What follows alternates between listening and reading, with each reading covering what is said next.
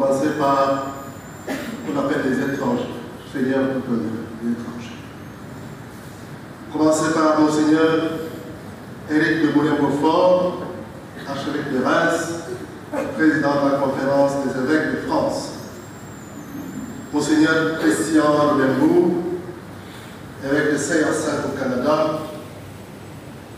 Monseigneur Christian Michel, administrateur du diocèse de Mende. Le Père Éric Lorinet, vicaire général de Valence. Luc Dangean, vicaire général de Cahors. Thierry Bedler, le vicaire général du diocèse de Reims. Saluer tous les diocèses partenaires, donc une quinzaine d'évêques que j'ai rencontrés cet été. En France, nous sont accueillis une vingtaine de nos prêtres.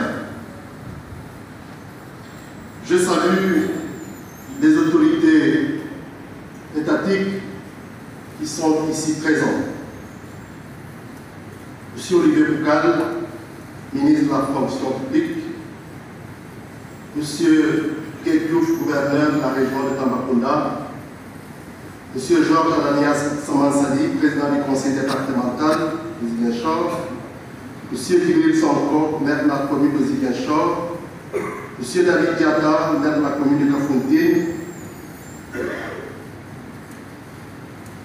les excellences Monseigneur Valdemar Somertag, nonce apostolique,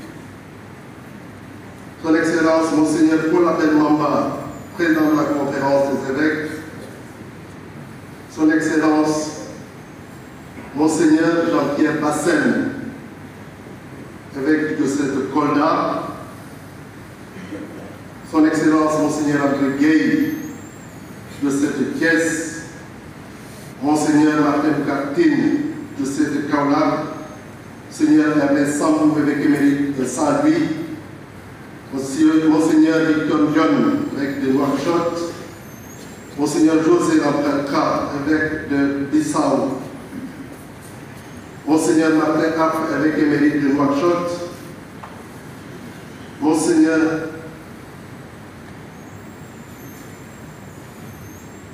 Lucio Brentageni, administrateur diocésain de Bafata,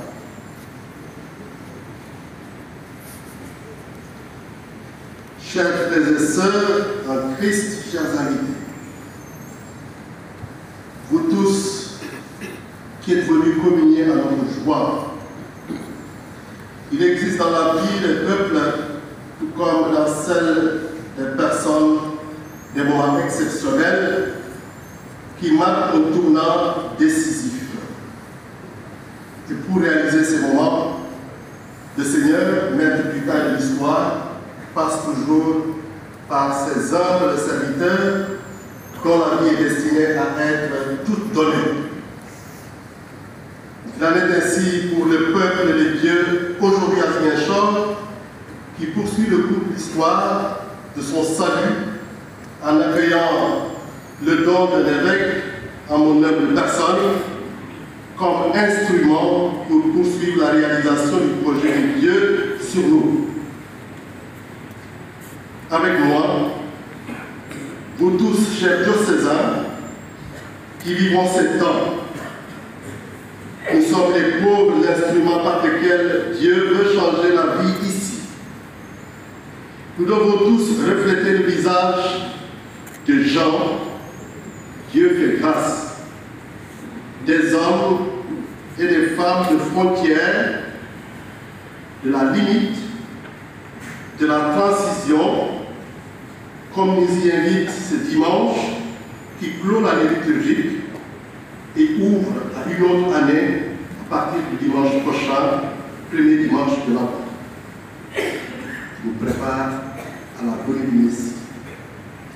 Depuis ma nomination, j'ai entendu se lever au sein de notre peuple une clameur de joie et un regain d'espérance.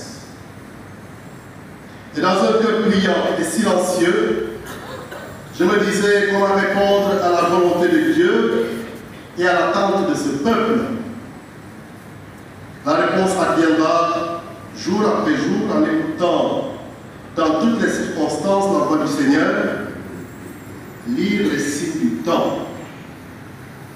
En portant notre attention et notre action de grâce au Seigneur dans cette église cathédrale, où je suis